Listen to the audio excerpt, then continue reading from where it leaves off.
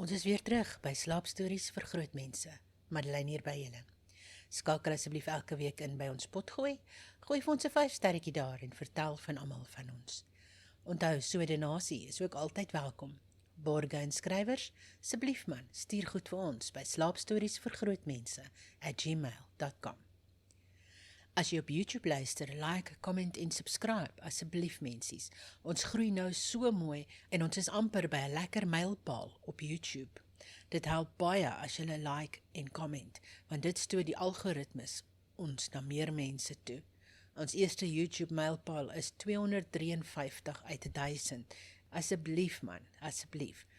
Like en comment en subscribe of vertel iemand van ons, asseblief. En onthou, die Patreon link is op Facebook en onder aan die potgooi informasie as jy nog meer wil hê. Onthou ook asseblief om heel onder aan die Spotify episodes vir ons 'n kommentaar te gaan gooi. Ons lief dit om van julle te hoor. En dit help ook met daai mylpale natuurlik. Kom nou mensies, word 'n droomwandelaar vir net $1 'n maand en kry 'n shout-out, 2 eksklusiewe episodes elke maand, vroeg toegang tot alle nuwe episodes en ou en nuwe episodes advertensievry. Vir minder as die prys van 'n brood kan jy so lekker luister. En daar is meer as 100 ou episodes advertensievry net vir julle genot. Mensies, hier is nou 'n lekker gediggie oor die ander kant van die mooie heerlike lente. Julle kan mos hoor hoe snotneus is ek. Lente breek oop, alles blom, alles mooi, maar my neus 'n fontein, my oë Netflix drama in HD. Ek nie soos 'n DJ wat die beat drop, proes soos 'n trompet in 'n braasband en my sneusies loop harder as my wifi. Styfmeel is oral soos gratis konfetti wat niemand voor gevra het nie. Ek waai my arms rond soos Beyoncé, maar die blommetjies lag en gooi nog. Rooi oë, snot vibes, keel wat krap. Dis basically 'n hele allergie estetiek. En tog, dis lente. Dis chaos met kleur, 'n komedie van nuus en trane en ek's hier vir dit. Selfs al proes ek my long uit, smile ek nog saam, want die lente sonder allergies is net 'n winter met meer son. Julle moet lekker luister vanaand. Vanaand lees ons Die Kabouter en die Smous, deur Hans Christian Andersen. Daar was eens op 'n tyd 'n gewone student, wat in 'n solderkamertjie gewoon het en geen besittings gehad het nie. Daar was ook 'n gewone smous, aan wie die huis behoort het, en wat die grondvloer bewoon het. 'n Kabouter het by die smous gewoon, want met Kersfees het hy altyd 'n groot skottel vol konfyt gehad, met 'n groot stuk botter in die middel. Die smous kon dit bekostig, en daarom het die kabouter by hom gebly, wat baie slim was van hom. Een aand het die student by die agterdeur van die winkel binnegekom, om vir homself kersse en kaas te koop. Hy het niemand gehad om te stuur nie, en daarom moes hy self gaan. Hy het gekry wat hy wou hê, en toe het die smous en sy vrou hom 'n goeie aand toegeknik. Sy was 'n vrou wat meer kon doen as net knik, want sy het gewoonlik baie te sê gehad. Die student het teruggeknik, toe hy wou wegdraai, maar toe stop hy skielik, en begin die blaaipapier lees waarin die kaas toegedraai was. Dit was 'n bladsy uit 'n ou boek geskeur, 'n boek wat nooit geskeur moes word nie, want dit was vol poesie. Daar lê nog sulke bladsye, sê die smous. Ek het dit vir 'n paar koffiebessies by 'n ou vrou gekry. Jy kan die res hê vir 6 pennies as jy wil. Waarlik, ek wil, sê die student. Gee my die boek eerder as die kaas. Ek kan my brood en botter ook sonder kaas eet. Dit sou 'n sonde wees om so 'n boek te skeur. Jy's 'n slim man en 'n praktiese man, maar jy verstaan van poesie net soveel soos daardie boks daar in die hoek.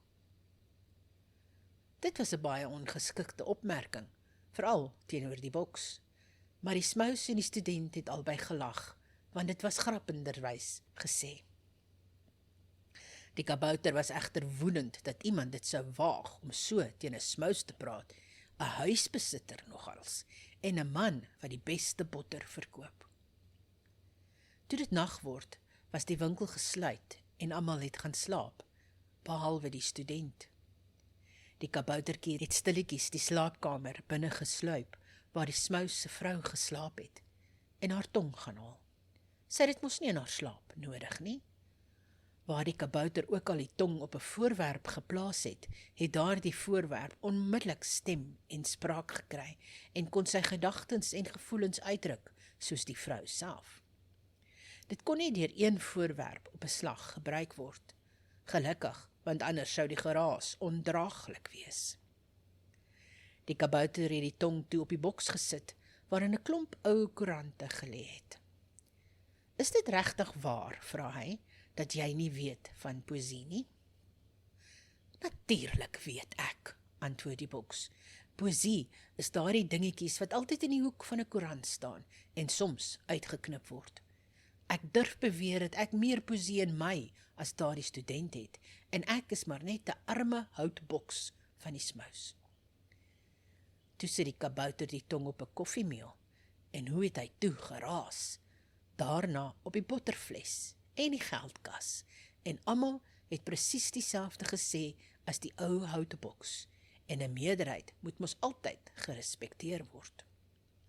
Nou gaan ek vir die student vertel, sê die kabouter, en hy sluip stilletjies met die agtertrappies op na die solderkamer. Daar het die student nog by 'n kers gesit en die geskeurde boek gelees wat hy uit die winkel gekry het. Maar hoe lig was die kamer? Uit die boek straal daar 'n helder lig wat wyd en vol word, soos die stam van 'n groot boom. En van die stam af spruit takke en blare met blomme wat soos pragtige vroue gesigte lyk. Party met donker sprankelende oë, ander met helder blou oë. Die vrugte het so sterre geskyn en die kamer was vol hemelse musiek. Die klein kabouter het nog nooit so iets gesien of gehoor nie. Hy het op sy tone gaan staan en deur die sleutelgat geloer, totdat die lig in die kamer verdwyn het. Die student het seker die kers uitgedoof en gaan slaap. Tog het die kabouter daar bly staan en luister na die sagte, lieflike musiek, 'n wiegelied vir die student wat nou rus. Wat 'n wonderlike plek, fluister die kabouter. Ek sou graag hier wou bly. Hy dink lank daaroor na, want hy was 'n verstandige gees. Uiteindelik sug hy. Maar die student het nie jam nie. En toe stap hy maar weer af na die smous se winkel. Dit was net betyds, want die boks was amper klaar met die vrou se tong.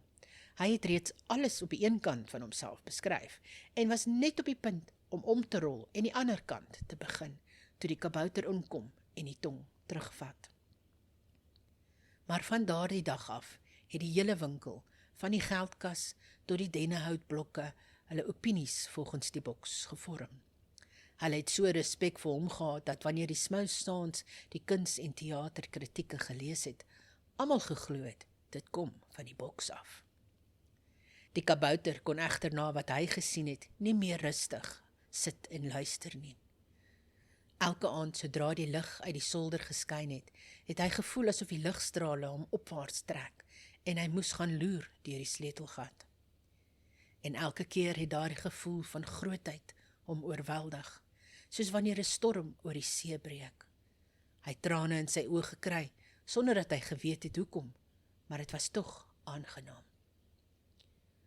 Hoe heerlik sou dit wees om saam met die student onder so 'n boom te sit, dink hy, maar dit is onmoontlik. Ek moet tevrede wees om deur die sleutelgat te kyk. En so het hy daar gestaan, die koue herfswind het deur die luik op hom gewaai. Hy het dit skaars gevoel, totdat die lig en die musiek in die solder uitgedoof was. Toe het hy gerol en weer afgekruip na sy warm, gesellige hoekie. En toe Kersfees weer aanbreek met die groot skottel konfyt en die klomp botter, het hy tog maar die smous, die liefste, gehad. Kort daarna, een nag, word die kabouter wakker van 'n vreeslike lawaai. Geklop teen die luike, horings van die wagte, geskreeu in die straat. 'n Groot brand het uitgebreek en vlamme het die hele straat verlig. Was dit hulle huis, 'n burehuis? Niemand kon sê nie, want almal was paniekerig. Die smous se vrou was so de mekaar dat sy haar goue oorbelle uitgehaal en in haar sak gesteek het om ten minste iets te red. Die smous het sy sakepapiere gehardloop. Die diensmeisie wou haar blou sy mantel red, wat sy met moeite gekoop het. Elkeen wou die beste wat hy het, red. Die kabouter wou ook sy skat red. Met een sprong was hy bo in die student se kamer. Daar het hy die jong man kalm by die venster aangetref, kykend na die vuur wat oorkant woed. Die kabouter het die wonderlike boek van die tafel gegryp en dit in sy rooi pet gesteek, wat hy styf vasgehou het met albei hande. So is die kosbaarste skat in die huis gered. Hy het daarmee op die dak geklim en op die skoorsteen gaan sit. Die vlamme van die brandende huis oorkant het hom verlig, daar waar hy sit met albei hande oor sy pet geklem. En toe het hy geweet watter gevoelens werklik in sy hart woon en presies waarheen hulle hom trek. Maar toe die brand geblus is, het hy weer begin twyfel. Ek moet my verdeel tussen die twee, sê hy uiteindelik. Ek kan nie die smous heeltemal prys gee nie, oor die konfyt. En dit, my vriende, is 'n beeld van die menslike natuur. Ons is tog almal soos die kabouter. Ons gaan tog altyd terug na die smous, oor die konfyt. Lekker slaap.